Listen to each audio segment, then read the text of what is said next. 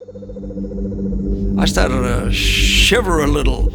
I says, I don't know if you want to call me a deserter. I don't want to go in there. I know I'm going to die. This might be my day. I says, I go there, maybe they'll kill me.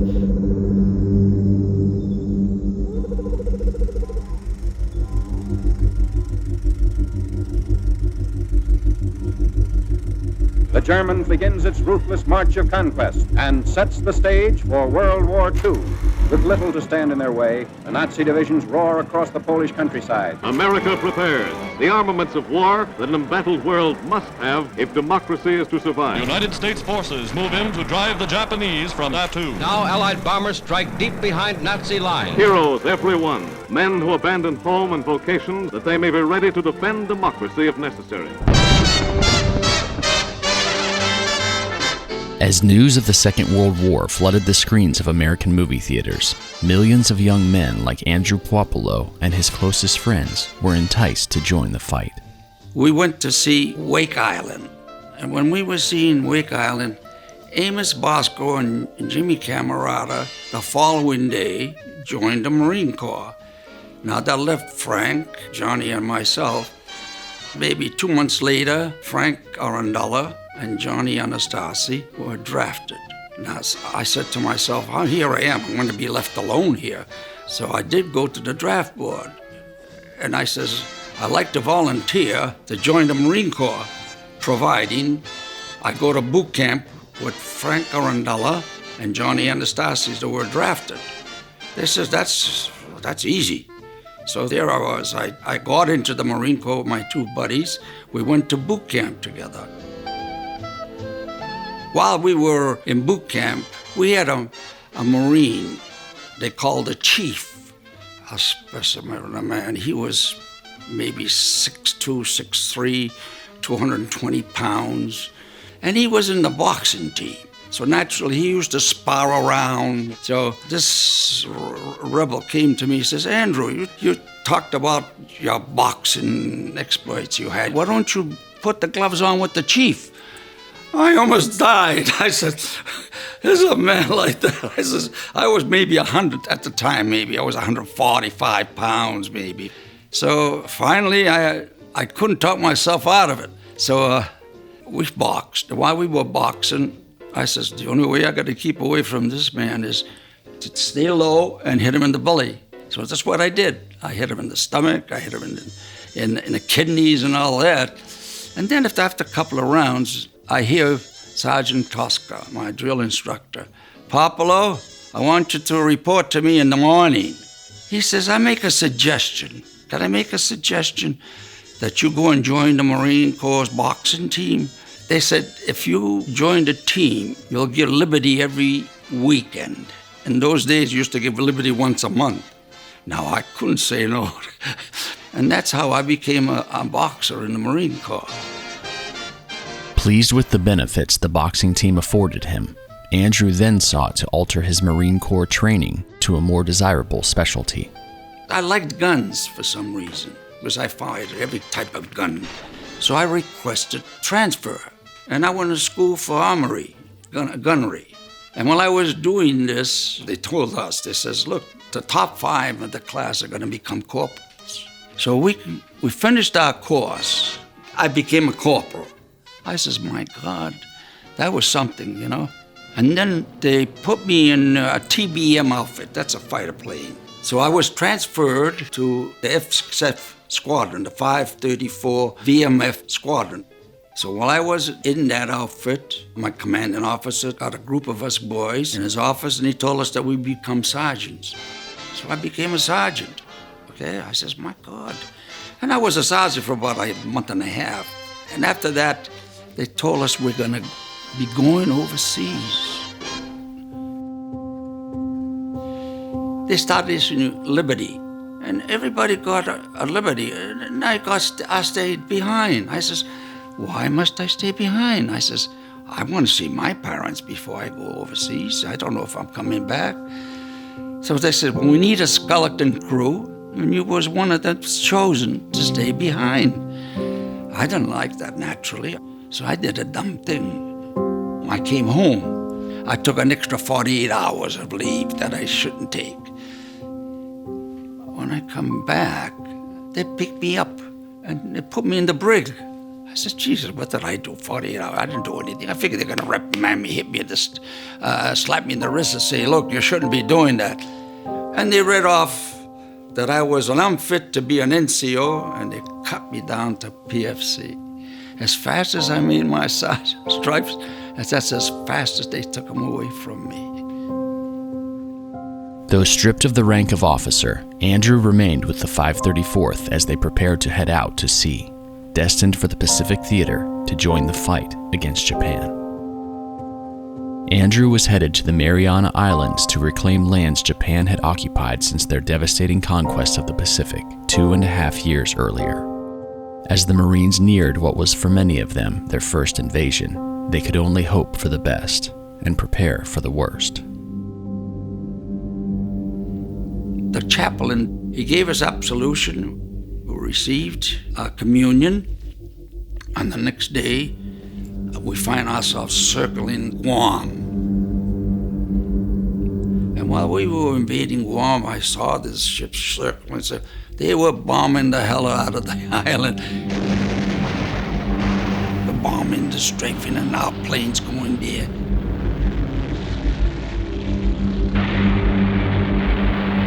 So when they returned back from strafing and fighting, I used to take care of the guns. In the wings, they had machine guns. I used to take the guns apart, clean them, synchronize them. I made sure that they were tight so the guns weren't loose. And then I would replenish the bullets in its proper way so they wouldn't tangle. So while they were fighting, they wouldn't misfire. That was my duty, taking care of those guns.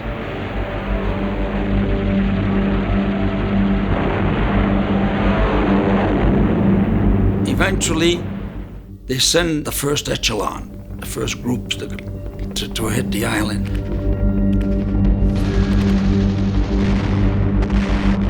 Within a few days, a secure beachhead was established, and Andrew came ashore. But with the Battle of Guam far from over, this was no time to breathe easy. And I did see a lot of that. I saw a lot of bodies floating in the ocean there. And when I came to shore, the first thing I did was dig a foxhole and a pump tent. But now they're telling us there's an estimated 25,000 Japs still on the island. So be aware at night, because they'll infiltrate and they'll kill you. And then we did hear, some cries in the middle of the night, being stabbed and everything else. There was one experience, I'll tell you. One time, one of our planes got shot down. It went into the jungle. So I had drawn duty then from 12 to 4 in the morning, guard duty. So they put me in a Jeep. A sergeant master there was driving us to where the plane was. He got to a certain point and he couldn't go in any further into the boondocks because there was no paths. He says, that plane is in the boondocks and we have to guard it. There's material in there that the Japanese want. So he says, so you have to guard that plane. That plane has to be guarded. I started to shiver a little. I felt, I didn't feel myself. I says, this might be my day. I says, I go there, maybe they'll kill me. I says, I don't know if you want to call me a deserter. I don't want to go in there. I know I'm going to die. And he finally persuaded me. He says, you don't want to dishonor your family name? So I finally did. It took about 10 minutes to reach the plane. When I got there, they changed guards. That was the worst 4 hours of my life. Anytime, I don't know if a Jap is going to come behind me, use their bayonet or something, or kill me. I couldn't wait for the 4 hours to expire.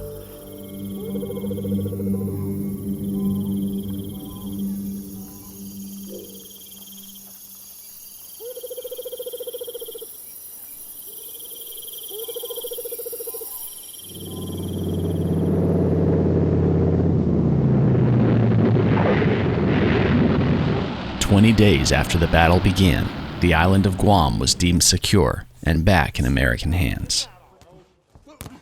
Waiting for his squadron's next assignment, Andrew and the Marine Corps boxing team continued to entertain the troops. Everywhere I went, overseas I boxed. They used to issue us a case of beer when you had an exhibition. If you fight, you get 1 case of beer. If you win the fight, you get 2 cases of beer. Okay, so I said, wow. So I won most of my fights. I did lose a few. So I used to get the other case of beer and distribute it with among my buddies.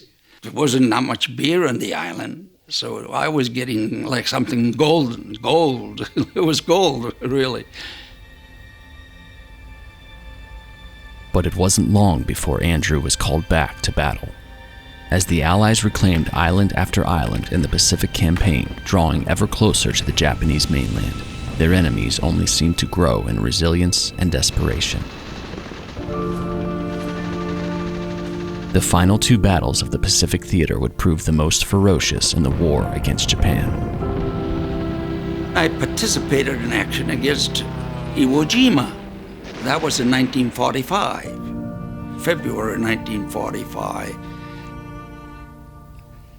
And then I participated in action against the enemy on Okinawa, and that was in April of 1945.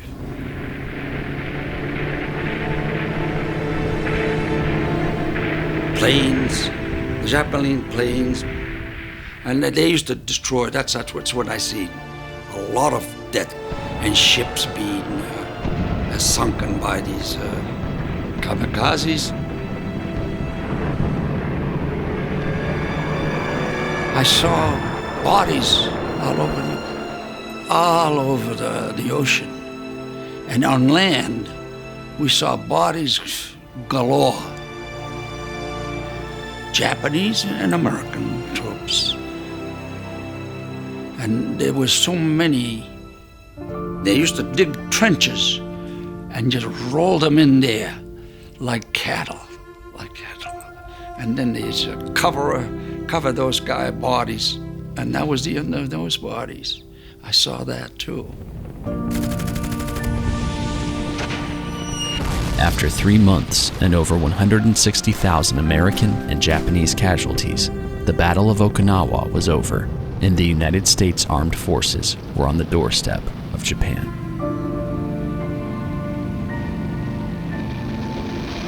I was told, Andrew Puopolo, report to the office in the morning. So in the morning I did go. And he says, Andrew, how long will it take you to get your sea bag packed? So I says, why? He says, you're going home. And when I came home, Truman sent the A-bombs to Hiroshima and Nagasaki. And then when they dropped those 2 bombs, that was the end of our war between the United States of America and Japan.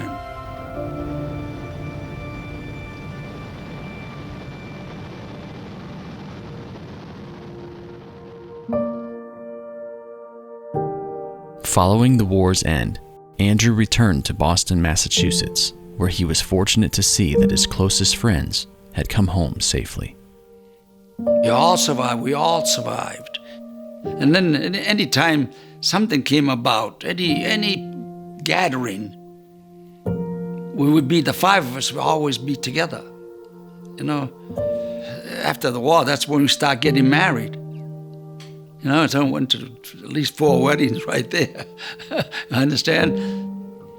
But I'm the only remaining one that's alive right now. The others passed on. They all passed on, the whole 4 of them.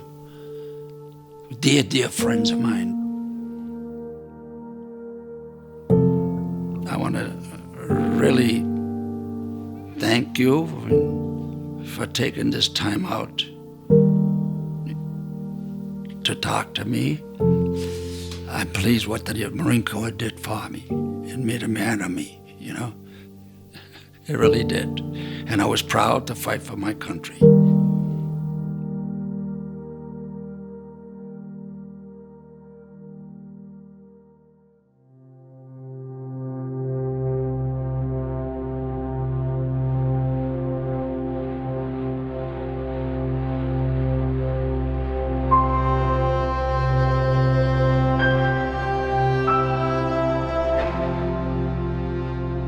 Hi everyone, I'm Josh from Memoirs of World War II, and I just want to say thank you for watching this episode. Our goal is to capture as many World War II veteran stories as we can from all over the world, but we can't do it alone. If you'd like to help us in this mission, consider supporting us through Patreon and check out our website memoirsofworldwar2.com for more information. If you haven't already, be sure to subscribe to our channel and click the notification bell so you don't miss a single episode. Again, we want to thank you for your support, and thanks for watching.